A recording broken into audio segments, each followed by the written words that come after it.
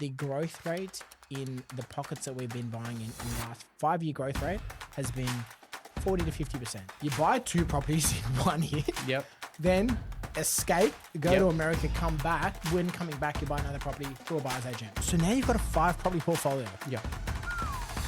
Chris Connolly, welcome to the Moose Momentum podcast. Thank you so much for venturing all the way down to the Sutherland Shire to come into the studio today. Happy to be here. Thanks for having me. Mate, I wanted to bring you on. You've signed on as a client and you've been bull out of a gate. Yep. Like you've just been, I don't even know what to say, but like your appetite for buying properties has been high.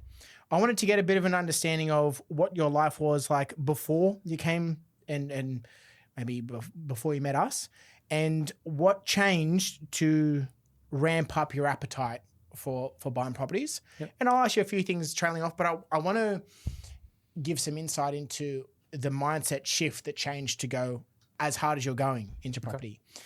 But let's say before you met us, your career, what have you been doing and stuff like that? Yeah, okay. Thanks for having me again. I'll save the full life story and moment of our life. But look, I'm 40, always lived in, well, most part, lived in Sydney, Australia. Mm-hmm. Always had an interest in finance, even growing up, and I'll save too much of the young years and early teen years. But I think I like numbers and I like finance and I work in finance. And so I think it was always interesting to me I forget who said it, I think it might have been Albert Einstein, but compound interest is the seventh greatest wonder or 8th greatest wonder, right? Yeah. And I think early on in my life, it was trying to understand how to best use that. I think a little bit about me, did an economics degree. So if anything, I try to look at, finance and property from a buyer-seller's demand perspective at times. Love it. Can get into the detail too much sometimes. So sometimes I need you and your team to pull me out of it and look at the bigger picture. But I think, I think a little bit about me and my wife. We met, I was 26, she was 30, a little bit older. And Tina had done a huge amount of travel, sort of 50 countries, spent a lot of time abroad in the UK. And so I think, met a little bit later than maybe some other people meet. And I think at the time she was already ready to almost buy a place herself as sort of, she'd come back, she wanted to settle down and get roots again in Australia. And if anything, I had a veracity to try to catch up to her. I had, done well through work and was starting to earn a bit more money. With that, I'd let myself have a bit of a lifestyle creep, get a better car, and I'm a big car guy, so that was important to me. But very quickly felt like I needed to match her on savings. And so, we're sort of talking 2010, 2011, 2012. So really worked hard at saving for that initial goal. That's unreal. We were, and I think, I was going to say we're fortunate, but I do think you make your own luck in life. And so, again, we both work in finance and met through work. And we're at the point of looking to buy potentially together, and our relationship was getting more serious.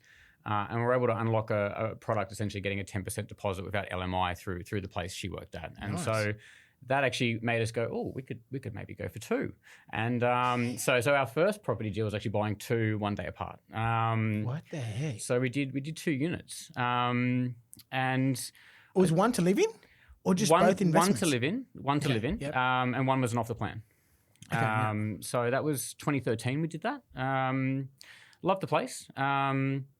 And then the second one was getting developed. And then without going too much into sea changes and everything else, I had always wanted to travel as well. And part of Tina and I meeting was travel and work abroad. And so I managed to secure an opportunity to go to the US for a few years. So we left the properties here 2014, went over to the US for a few years. What are you doing in the US? So I worked for an American bank. So small satellite office in Australia, or smaller, big presence in the US. Yes. Are you allowed to name them? I don't mind naming them. So it's JP Morgan. So JP Morgan have a retail branch, Chase, which is kind of like Commonwealth is in Australia to America, if that makes sense. Yeah. Part of the bank I work in looks after fund managers and superannuation funds. So had a great time over there. Really enjoyed the company. What a difference that would have been, man. Like working in Australia and then going over there, they're an absolute juggernaut over there.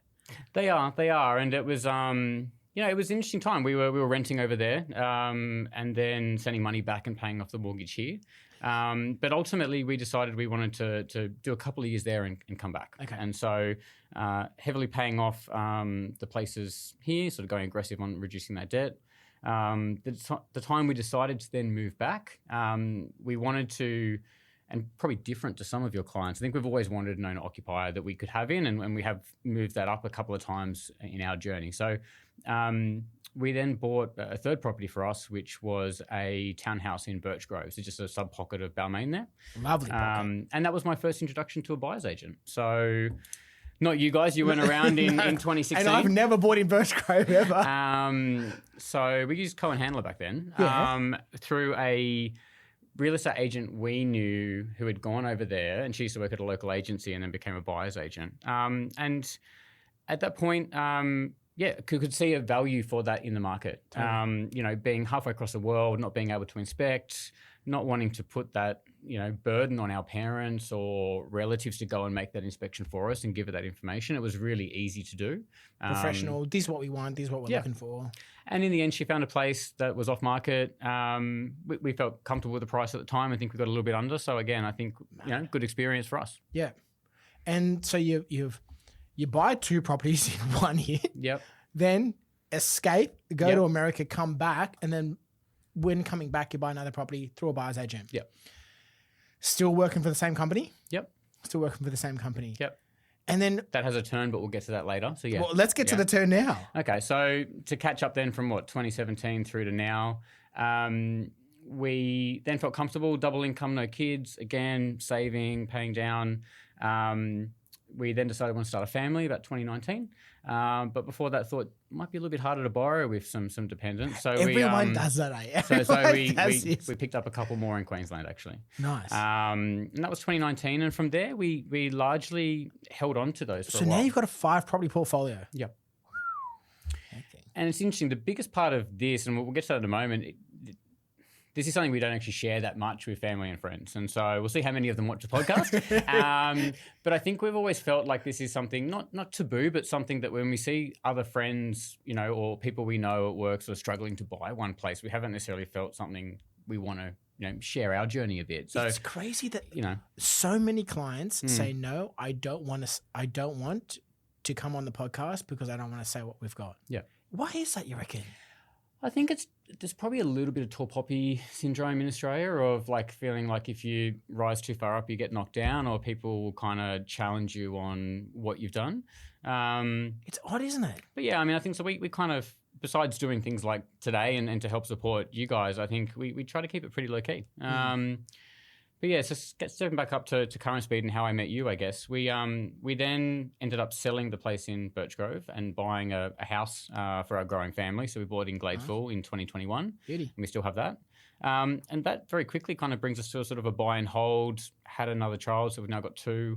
And then coming into 2025. So I was made redundant through work, 17 years at the same place. So it was a bit of a whirlwind. Here's the turn. It was a turn, and it gave me some time. And so I thought, you know what?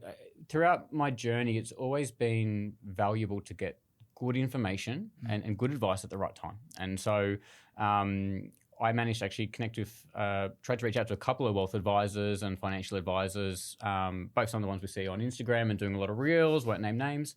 And in the end, I actually went back to a guy I trained with at the gym, who we know, Ollie. Yep. And what was refreshing was a lot of the places I had reached out to were like, you need to pay this much money to do an initial consultation, or it felt very rigid in how they bucket you in. And Ollie, sort of starting his own company, was like, I'll just give you an hour and give you my thoughts on what you can do. Whether you go for me or not, at least even if you don't go for me, you'll be more informed about what you could do, and I'm just going to give you my unbiased opinion. And I think whether it's a good sales tactic by Ollie, I don't know, but I thought I got more in that hour than what I'd got from ChatGPT or talking to a number of other advisors at the time. And I was like, let's go for it and see how it goes. And so it was Mr. Launton who's exposed the path for you. It was. And so we had a bit of analysis of where Tina and I are at, where we want to get to, having looked at some of our properties.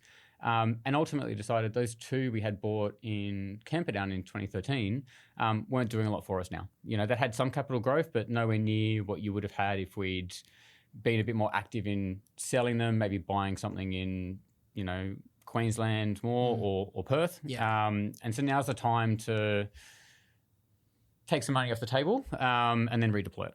There you go. So, and then he knew of a guy who had started a business who could source good deals quickly, and so we met. You make it seem so. Is that you guys have bought 3 properties in very quick succession in the last 3 months, and you guys have done it in multiple states, and you've done it quickly, but you guys have done it like seasoned veterans, of building a property portfolio. What happened in the conversation when you spoke to Ollie? What happened in that chat to you be like, yep, I can see this is a path for us? Because deploying capital, like you guys have, I have seen hundreds of people do it, and sometimes there is such fear attached to deploying that amount of capital. It's a good question. I think ultimately it comes back to as I get older and hopefully a little bit wiser, trust your gut a bit, and I think something one of my old managers from the US used to tell me was perfection is the enemy of progress. And so ex-armed forces over there had a very sort of military leadership way of not commanding his team, but giving insights in terms of get the high position early, make right decisions, course correct. And I think I took a lot of that back to work and my life in general. And so, I think when we look at some of the stuff with yourselves, and I think the velocity at which you guys find a deal and then look to progress is quicker than we have before. But ultimately, we're paying you guys to go and find this for us. Yep.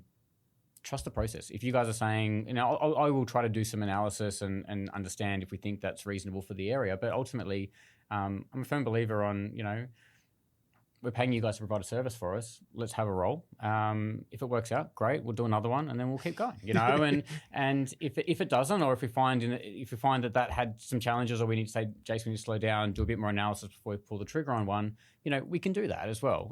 But I think let's go with it and see. And I think it's not lost on me. I think my wife and I have worked really hard in our careers to get to a relatively senior position. So if that comes and having bought, whilst we're not sort of rent vesting and throwing all our equity into investments, there is equity there for us to use. And so I think being able to deploy the equity is important.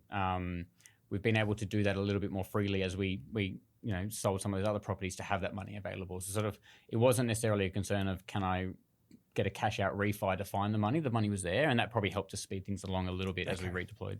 You're making it seem so casual. You know what I mean? Like, it's not a big deal, But it is for a lot of people. And I think, one of the questions I'd looked at with you before the session was, view on the market now. And I'm not saying we go there right now, but I think it is tough for a lot of people out there. And I don't want to sit here and say, it's easy, and doing 2 deals back to back in 2 months was, small change. It was still a big move for us. Yeah. I think ultimately I had a lot of time through that redundancy period to sort of work out what we wanted and do more of that scene setting, goal setting stuff with my wife Tina and I, so that we were in a position to say we're going forward with this. And I think, whether it was moving to the States or buying together, I think when we put our mind to something, we can move fairly quickly on stuff. And so there's probably a lot of legwork there we'd done before we connected with you to make that a quick, let's do it. I'm making fun of you a bit, but I can see, and that's what I admire about yours and Tina's story, is that you guys are decision makers. You guys, I grew up in the Sutherland Shire around here. I know so many people that were born here, they're still here, and they will be here for a long time, and their parents were here. They're just staying in this one spot, and that's all it is. You guys have made moves, left, come back, made other moves, like so many decisions you guys have, big decisions you made in your careers. Yep. And for goodness sakes, the first time you buy property in general, bang, you do 2 off the bat. Yep. And you mentioned your old boss, who was the very militant. Yep. You probably met my accountant before, Tass. He's helped me make decisions. Him and another friend of his, Alex, like 2 senior advisors that I've got around me. And they both work with a lot of big companies in Sydney. And Alex is a financial controller for a lot of companies, like a CFO for hire, and Tass is normally the accountant that they kind of team up together. And they both talk about making decisions quickly with the information that you've got in front of you. Yep. And, okay, this is the information I've got in front of us. All right, yes, this seems like a good deal, or this seems like the right decision. If I wait and ponder on this for 6-9 months and I make the decision, I still might get it wrong. But if I make the decision with the information I've got in front of me now, in 6 to 9 months, I 100% know if it's the right decision or not. And if it's the wrong decision, like you said, you can course correct. Yep. Bang, go back, make the right decision now, and then move forward. Yep. That's so undervalued. Like you skimmed over it, but I think that is the juice. And look, I think a bit of it comes back to my job. So I'm a program manager in sort of my current role. And a lot of it is you're making the best decision you can with at times imperfect or limited information. And so your goal is to get the right information, make a decision. At times, and it depends on what the implications of making a wrong decision are, of course, but trying it, testing it, that works, go further on that. And so I think it's probably a bit of discipline Tina and I bring into looking at this as well, of like, on balance, that looks good. And, I think you can, I don't know, in my head, you could miss a deal for 10 grand and wait on the sideline for 6 months while you lose 25 grand in equity. And so, there is an element of, you do the right inspections, you have a look at the property, you try to pick the right area for growth, and some of it is going to have to wait and see. But, if the place needs 5 grand, hopefully it doesn't need a brand new bathroom that's 50, on balance, you go with it, And I think it's because if you're not going to do it, someone else will, And I think, not trying to get all high and mighty or deep and meaningful, I should say, like, I think we'll look back on our lives and think of the things we didn't do rather than the things we did. And so, with that as a backdrop, I think, where it makes sense, where we can, let's go for it. I mean, I think in the future we'll be, Tina and I are probably more cash flow limited than we will be equity limited. So it's about finding the right deals that potentially minimize the cash flow side of things as well, although we don't get to a point where we have that drag that impedes us to buy. Yeah. But that's unreal. And you've had a, I want to say, fortunate thing to you sitting in the office today. Like before we're doing the podcast, you're sitting right next to the buyers agents, hearing what they do. What's been your experience when you got presented the first deal? What was the experience like when you got sent it, all that type of stuff? And then what was your experience like just sitting in amongst the crew today, putting deals together and working for clients? Yeah, I mean, I must admit, I'm busy with the day job, so I've had limited time to connect with them. But a few things did pique my interest. I'll have to talk to Jamie later and see what he's got on the burner. But look, I think in terms of when we saw the first deal in Moropna, interesting deal. Big block, classic, I think it's 80s house, but a full refurb. I think that was actually quite a nice deal. And I think probably as I get more and more into looking at this, probably a rarity compared to some of the other ones we see. I mean, I think it's interesting. The units. What was that? That was like back in the last year. I was like, it was a double block in Marupna. Yeah, it was like 600 or something. squares. How much did we pay for it? Might have been 640. Yeah. 640. But big block. Big block. They love their sheds in Marupna and Shepparton as well, don't they? You put a shed a on, shed bigger than my and house, then it adds an extra 40 grand to the house. But jokes aside, I think it's interesting. I think what I've learned out of the process as well is like they may not look like the 3-meter ceiling, massive open outdoor entertaining, open plan area that we all envisage maybe ourselves living in one day. But they're classic, well built homes, and that's kind of what you want in your portfolio. You don't want necessarily high risk stuff that's hard to rent or is going to be only something that 20% of the market in that area can afford to rent because it's top of. You want something that's going to be reliable. In some ways you probably want the Toyota Camry. I'm a car guy of the rental world, right? You want something that's not going to break down, be cheap to maintain the service, and have maximum, get some solid mileage out of that thing. Yeah, exactly. So no, but I think presented well. Comps came back fine. Inspections were very clean.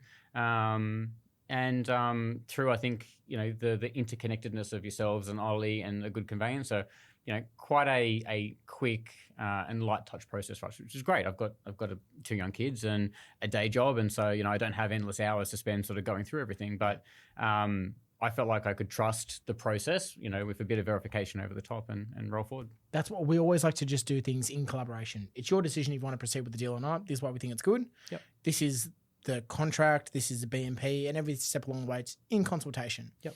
And then you said you got to talk to Jamie before. Is it what you thought it was like? Like you've probably never sat in it. Like you're not like working with us, but like you've been here for maybe an hour or so before we started recording. What did you think it was like? What do you think? I think so. I mean, I saw Jamie and Rhea sort of looking at comparable comps in the area to what's coming up, working through what they think it's worth, where they think they can get an agent to, and then working through is that really what the buyer's working for? I think it's client first mindset.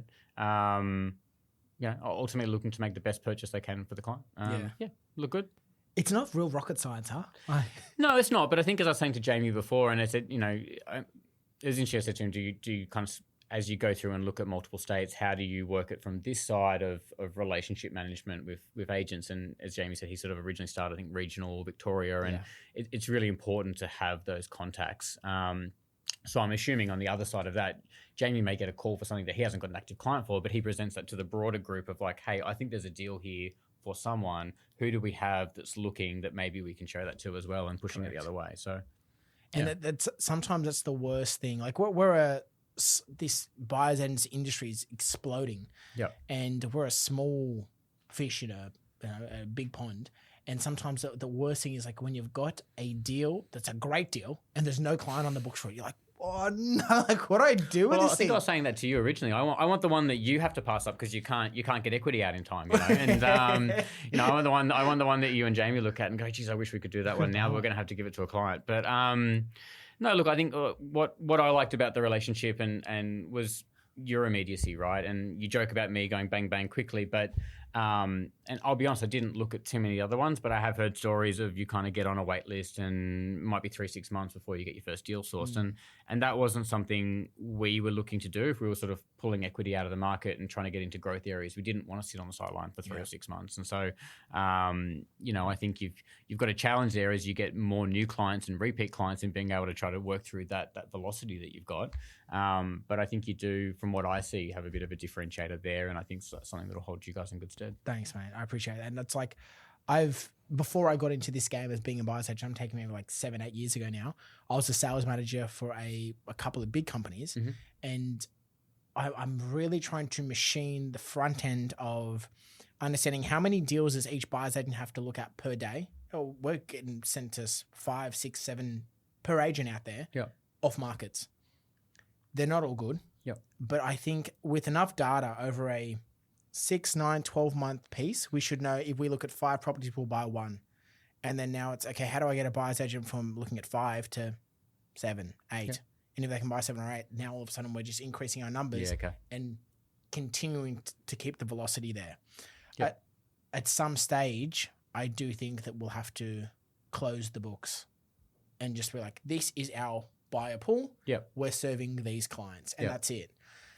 But I really need to machine the front end first of the velocity. I did work for a massive buyer's agency before, and they were doing huge numbers, numbers. And I think I understand what's involved in that, but I want to make sure that we keep the personal touch. Like the fact that you walk in here, you kind of know Rhea, you've spoken to her, there's a bit of a familiarity.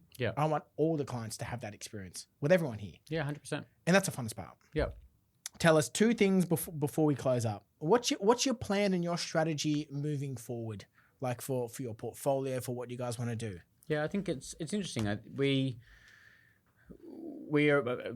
wife and I are of the opinion we still want to keep our owner occupied. That does probably restrict some equity available to go and do multiple deals, but it's important for us to have a roof overhead that's ours and our kids grow up in. So that's good. We'll keep that. Ultimately, and I think as I get more senior in my career in finance, there's probably not that many more levels to get up now before it sort of gets to, you've got 10 or 15 people going for that next role. So I think, with scary AI as a backdrop and what's going to happen to our lives in the next 5-10 years, I think it's really important for us to, as I was talking to some people the other day, what's our plan B? And our plan B, I think, is being able to, over the next couple of years, build a portfolio that, maybe it's 5 years, not 3, but will get us close to an ability that if work it can be potentially become optional, or we can have more time with our kids. There's a crazy stat out there, I think I heard recently, that by the age of 12, you spent 70% of the time you'll ever spend with your child. Oh, shit. And so as they get older, a teenager going out more, I don't know, some kids are staying home till they're 30 now, so maybe that's or longer. Maybe that's not the right stat. But if a kid's moving out in their early 20s, like that, the time is right now. Like I've got, one in primary school and one in daycare, and so I think being able to be in a position to spend more time with our kids while they grow up is really important for us. So, being able to build a portfolio that can look after that element of it and sustain us from that side, is important to us. I think we have similar values with that. Like the portfolio is a vehicle that we can build for us to have more of the life we want. And if I had to give it all away, portfolio, the business, whatever, and I just got to spend more time with those 3 girls, tick, I'll take it. That's the best, right? And then I think, how do we maximize the life that we've got? And I think that's experiences. And I think that's memories. It is. It's experiences and it's time. And I think, at times, pardon the pun, I think we realise too late in life that time is the most important thing. It's not money, but and to an extent, money and doing this buys us time to do the things we want.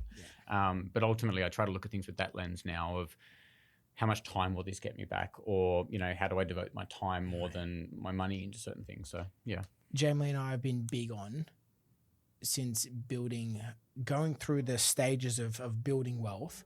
And it's always been of the lens of, we did a seminar with Dr. Demartini. It's like a life coach guy. Okay. This would have been years ago. And we went to Tony Robbins back in 2024. And so much of it about is time. Time is the resource that we just don't get back. Yep. And we try and think about that all the time. Like when the girls are screaming and it's 7:30 at night and we're both so tired. It's like, one day we'll say, we wish we could just put them to sleep again. They don't want us to put them to sleep now. But one day we'll want this moment back. And so it's like, how do we create more things? And okay, so let's say you increase your income. We don't want to, I am also a car guy, but it's how do we not buy the car, but how do we get help during the week so that we got more time on the weekend to spend with them? Yeah. And we're trying to think about that more and more. How do we just have more of what we want? Yep. You got me inspired by you saying that, right? What's your view on the property market now? Like, you're in the banking space with finance, you probably get a lot of chat within. Yeah, not that much actually. And I try to. I mean, that would be sort of a different part of the bank. I generally tend to work with superannuation funds actually, but I think the market's a tough one. I say this not to be cheeky to people having a multiple investment property portfolio. It's really hard out there for some of the young people who's trying to make their way out. And I think, like, I put my economics hat on for a second and I say, like, the first homeowner relief stuff, it was just going to push up prices. Like, you've given people more access to a limited supply. My old economics 101 demand curve is going to say demand goes up, supply stays the same, prices are going to push up for those properties. And so, right. I think there were probably some people who could immediately jump on that 5% deposit piece and got in early before prices got up, that maybe they got a bit of benefit. For the most, it probably just pushed things up another 50, 100 grand for them. Made it worse for them. Exactly. And so I think, where do I see property market going? I'm not sure. I mean, I think, like, we've got a structural supply issue. We've got immigration that's high. We're not building enough properties to sustain that. And houses are already at arguably, higher prices. I think I was thinking about it the other day as sort of what my income was compared to what an equivalent role would be, 15 years later when we first bought, or 13 years later, and it's harder now than it was back then. And I don't gloss over that for people when I talk to younger people in my teams who are trying to go on this journey as well. But I think, I think the other thing I'd say is start with what you can. Back to that whole perfection's enemy of progress. What can you do? You can still get stuff out there for $500,000, probably even cheaper. You can try to tell me, but seriously. I think and maybe that's not the house you think you want to live in. But if that allows you to get 30% value over 2-3 years, that funds your deposit for the next one, or you cash that out and then go buy the place you're after, then I think those stepping stones are available and out there. And I think you just got to go a little bit more broad in your view than maybe you once did to try to find some of that. I love it how you come back to just the basic economics, because a lot of the time when I talk to any client or new client coming on board, it's just about that. There is falling supply, there is an increase in demand, and normally in these strong regional hubs, the increase in demand is coming from higher paid and higher skilled workers that can pay more and more for rent, and they can pay more and more for housing.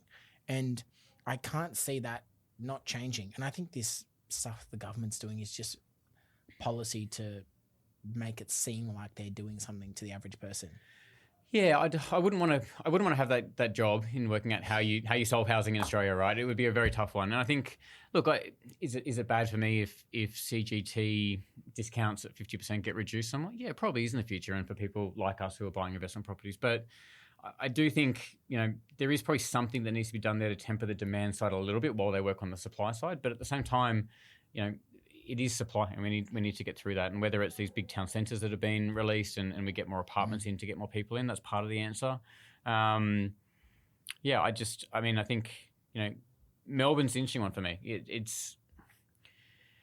It's a great capital. It's a great city. Yeah. I was thinking about the other day for something that, and you can probably correct me on the stats, but hasn't had a lot of growth in the last decade. It holds Formula One, Australian Open, massive events, nice planned city.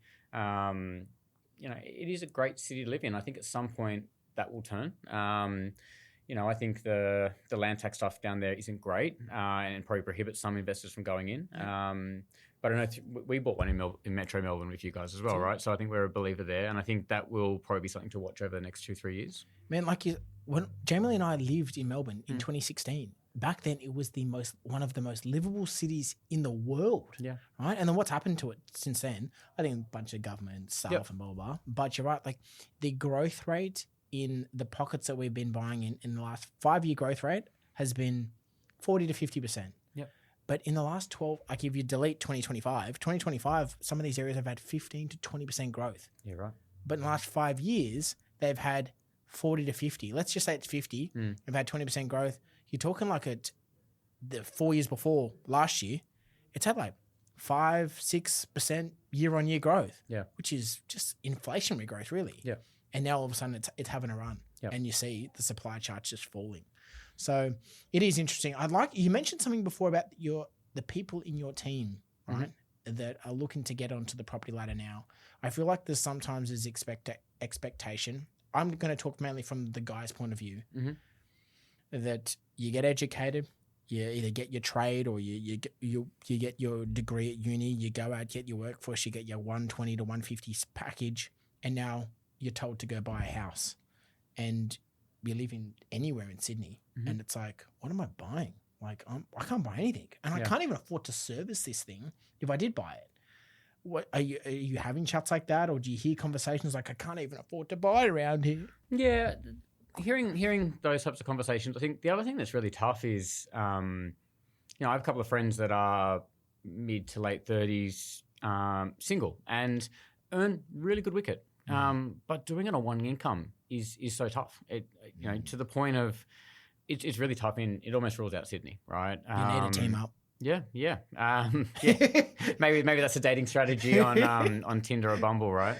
I need the team up to buy property. Yeah. Let's go date. But I think it's really hard out there. I think I don't know what the stats are now about needing dual incomes to support it, but it kind of is there. I think what I do try to encourage people if there are people in my team who are looking, is just, like I said, be a bit more broad on your search criteria. It doesn't have to be, you don't have to see yourself living in it if it's an investment, and it doesn't have to meet all of your boxes you would want as an owner occupier if it's a rental. And I think, putting that mindset on of, is it a investment vehicle that gets you to where you want to go, as opposed to, the amazing converted warehouse apartment you saw that you might buy, right, or something like that. Is probably just where I'd say, like, be a bit more liberal, look at the fundamentals, look at what do you want out of the property, I guess, more broadly. And if it is an investment, then it doesn't need to be, exposed beams and all the good stuff and 3-meter glass doors. That's what I'm imagining your Birchgrove place it was. No, not quite. Not quite. It was a small townhouse. We did a little extension on it, and it was nice. But no, we decided we wanted a bit more space with some land, with a little block of land for the kids to run around in the back. So. Chris, thank you so much for coming on. Like, it's been so nice to banter with you and hear your story, what you and Tina have done. It's so nice to hear that, like, you're talking about, you're holding on to the owner-occupier place because that's what you want for your family. I think sometime in this space, it is preached, like, if you're not making every single dollar work for you investment-wise, like, you're an idiot. It's an interesting one, and I know you're probably trying to do a really nice wrap-up there, but I'll dive in and, I've had that chat with Ollie, right? And it's probably, you could drop that place, rent a place, and use that equity to pick up another, 3, 4, 5 investment properties. But that's just not what we want right now. And maybe that'll change in the future. Maybe there's a little bit of, after paying that stamp duty check when we bought it, I kind of don't want to let go of that somehow. But it works for us, and I don't need to make $50 million to have a comfortable life for our family and have what we want out of life. And right now, having that house over our head, We just updated a bathroom that we love now, and being able to do that stuff to the property is important to us. To me, that's the biggest thing in this whole property investment journey. Yeah, you've got to make it work for you. Creating a life that works for you, that you want, right?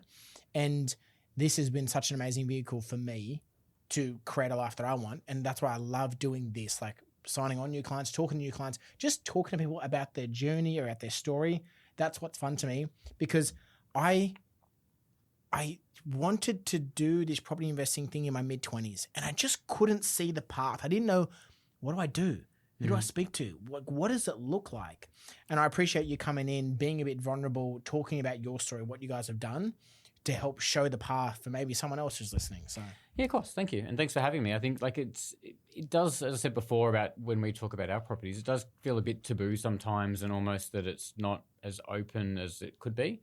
I think probably resources like Reddit now and wherever people can go and get more information, and ChatGPT probably make that stuff a bit more available than it was when we were looking back in the day. But I think, I think where you can find someone who's gone through it or find a group of people that you can spitball ideas on. I mean, what's that classic adage? You're the average of your 5 closest friends, right? And so if you can look at that group and say, is anyone else I know interested in that, and then build up that network, that's really supportive as well. Man, super important, because like I struggle to find guys who, I go to the gym with a guy who's got properties. Two of the guys that I go to the gym with have both got properties. Okay. Everyone else, that helps, but yeah. Not really, you know, and they're kind of going out after different ways of like commercial or, stuff around Sydney. But even still, it's to have people that are on your path and coming back to the path. That's what I think is so nice, that everyone has their own path. Everyone's got their own thing. But if we can take stuff from yours and mine and this and that, and we can like, that's how I get to what I want. Yeah. But it's been unreal, man. I'm excited to share a meal with you tonight, learn more about you and Tina's travels and everything. But thank you so much for coming on. Thank you, Jace. Appreciate it. Thanks so much for listening to the Moves to Momentum podcast. If you got any value out of this episode, please give us a like or subscribe. Or if you think this is relevant to any one of your friends or family, please flick it to them so they can have a listen.